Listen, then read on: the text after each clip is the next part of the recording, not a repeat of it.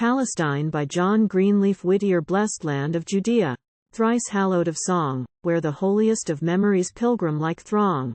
In the shade of thy palms, by the shores of thy sea, on the hills of thy beauty, my heart is with thee. With the eye of a spirit I look on that shore, where pilgrim and prophet have lingered before. With the glide of a spirit, I traverse the sod made bright by the steps of the angels of God.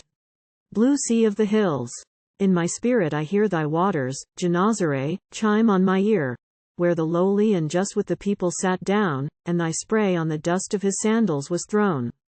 Beyond are Bethulia's mountains of green, and the desolate hills of the wild Godarene, and I pause on the goat-crags of Tabor to see the gleam of thy waters, O dark Gallilee. Hark, a sound in the valleys, where, swollen and strong, thy river, O Kishon, is sweeping along, where the Canaanites strove with Jehovah in vain, and thy torrent grew dark with the blood of the slain. There down from his mountains stern Zebulun came, and Naphtali's stag, with his eyeballs of flame, and the chariots of Jabin rolled harmlessly on, for the arm of the Lord was Abinoam's son. There sleep the still rocks in the caverns which rang to the song which the beautiful prophetess sang, when the princes of Issachar stood by her side, and the shout of a host in its triumph replied.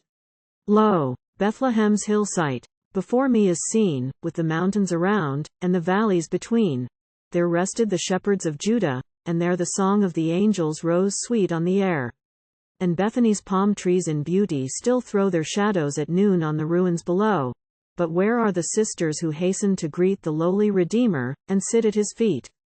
I tread where the 12 in their wayfaring trod. I stand where they stood with the chosen of God. Where his blessing was heard, and his lessons were taught, where the blind were restored, and the healing was wrought. Oh, here with his flock the sad wanderer came.